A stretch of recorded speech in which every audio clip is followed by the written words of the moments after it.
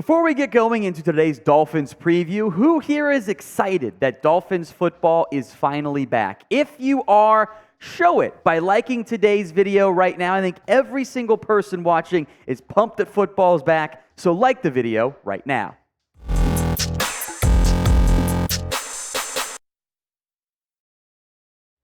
The Dolphins host the Falcons to kick off their first game of the NFL preseason, fresh off of joint practices, by the way, which seemed to go well enough for the Miami Dolphins here. We're going to have a full preview, what to watch for in this game. What we don't know, however, is how many, if any, and for how long, starters will be out there for the Miami Dolphins. This is what Mike McDaniel said before joint practices, asked about, hey, are your starters going to play? And he says, I don't like to get ahead of myself. When you decide that stuff before you have two practices, you're essentially saying that these practices don't matter, in my opinion. Like, where are the guys at, and what do they need? I'm sure in the future Mike will decide that there will definitely be some starters that don't play. There will probably be some starters that do, and that is not a punishment. That's more of like where they're at in their game and doing right by them so that week one, you don't spend a quarter or a half a game getting the bugs or the rust off.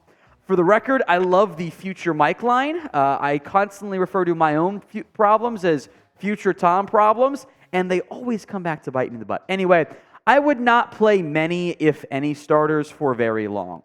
McDaniel is right about the concerns over rust. I'll take the rust over the risk of injury. It's not worthwhile. I mean, like Tua in particular. Your offensive line has some question marks there. I would assume you're not going to play Teron Armstead. I don't want to jeopardize getting Tua injured already. I will simply keep him out. And you can play some of the offensive line starters, Liam Eichenberg, Austin Jackson. That's a good idea. The majority of those guys, though, I'm not sure I'm going to play. Now, I will make note that the end result of this game, who wins, who loses, doesn't really matter all that much. It's not as impactful in terms of an actual game. You're focused on individual players, which we'll get to here in a little bit, how those guys perform, etc. So with that in mind, who do you have winning? D for the Miami Dolphins, F for the Atlanta Falcons. Get those votes in for me at the pinned comment of today's show. If the ad comes here on YouTube, take advantage of it. Head down there and go vote. All right, what to watch for? The offensive line in general, which we'll mention Austin Jackson here as part of this, by the way, but also just the left guard battle. I would be a little concerned if you didn't throw out guys like, Liam Eichenberg, like Isaiah Wynn. Teron Armstead is probably not going to play. I think it'd be kind of weird if he did. Eichenberg has not been great so far in his time in the NFL. There are very valid concerns about what he's done so far, and if he can take that next step forward. Reminder that at this point in his career, the Dolphins don't have time to be patient. They're trying to win football games right now. So Eichenberg might be getting better, might have had a better camp so far, but he has to perform as a starting caliber player, or else somebody else will take over. That could very well be Isaiah Wynn, who is, I think, the top competition at the left guard spot right now for the Miami Dolphins. He was a tackle in New England, left tackle predominantly. I think a better option at left guard with his play style. He's not going to compete, it seems like, with Austin Jackson, by the way. It's Wynn mostly at left guard, and I would like to play Austin Jackson in that game. The Dolphins are giving him the job again, it seems like. I wouldn't expect Kendall Lamb to suddenly steal it or anything, or Cedric Ogbuehi or whatever. So I want those guys to play along the offensive line, not Teron Armstead, not Tua, and I want to see them fare well. Because if you can't beat what will probably be some more backups for the Falcons, and even not a great edge rushing group anyway, how are you going to handle when you got to play Von Miller and the Bills? Like that's where I'm at with that front. So I hope the offensive line plays. I hope they play well. Today's show is made possible by our sportsbook partner, BetUS. You can get a 125% deposit bonus when you use promo code Dolphins125 over at chatsports.com/bet.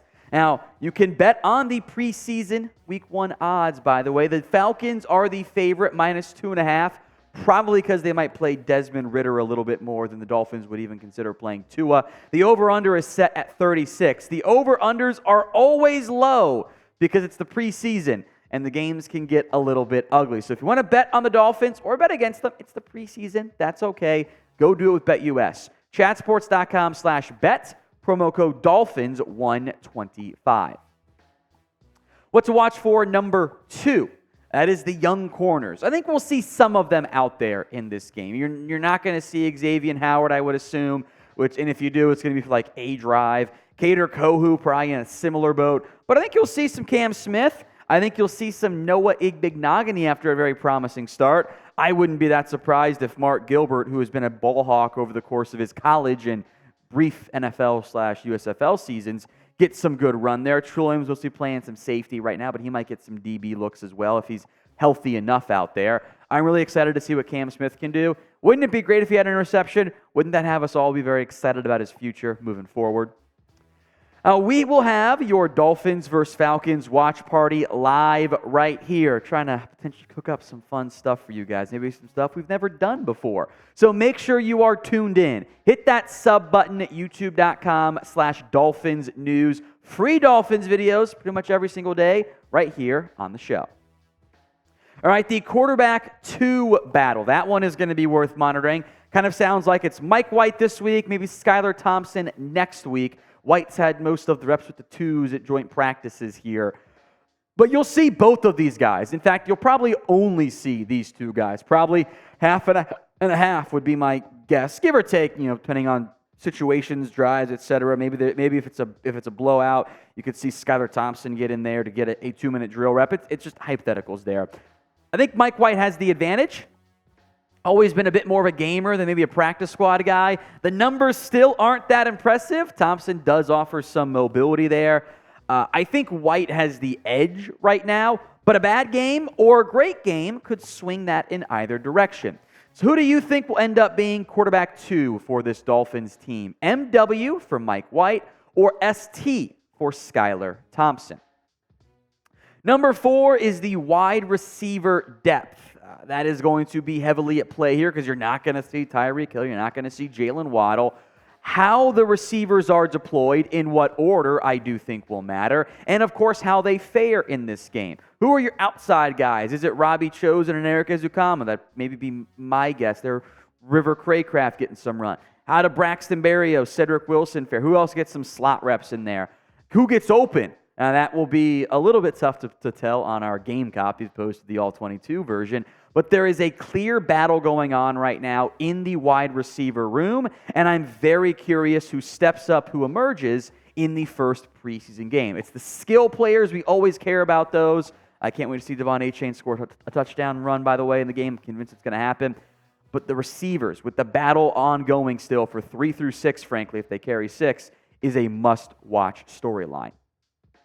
Let's have some predictions now. Predict the score for me of the Dolphins against the Falcons. Who ends up winning? Remember to label the team so it's not just 27-21. But get those score predictions in for me in the comment section. One more specific player I'm going to watch is Channing Tindall. I would anticipate he gets a lot of run in this game. You've got about 4 off-ball linebackers who will play, since I doubt you're going to play Jerome Baker and David Long. I want to see if Channing Tindall can pop. When we're doing our live watch party for this game, I want to say 5, 6, 7, 8 times, nice play by Channing Tindall, broke up the pass, stopped the running back at the line of scrimmage. What I don't want to say is, Tindall overran that one. Oh, big play action pass right behind the linebackers. I want to see Channing Tindall impress. I liked him coming out of Georgia as a 3rd-round pick. He had 3 tackles last year, barely made any impact at all. I want to see him take a step forward. He does not have to be a starter right now. That's not what I'm asking for in year 2. But in year 2, I do need to see something that shows me he can become a piece for you. Otherwise, it could border on a wasted pick. He was always a developmental piece. He was always a bit raw. The instincts haven't always been there. The athletic traits are. Hopefully in this new defensive scheme for Vic Fangio, he's playing and not thinking, which I think might have been a problem for him last year. Hopefully Tindall flashes in this game.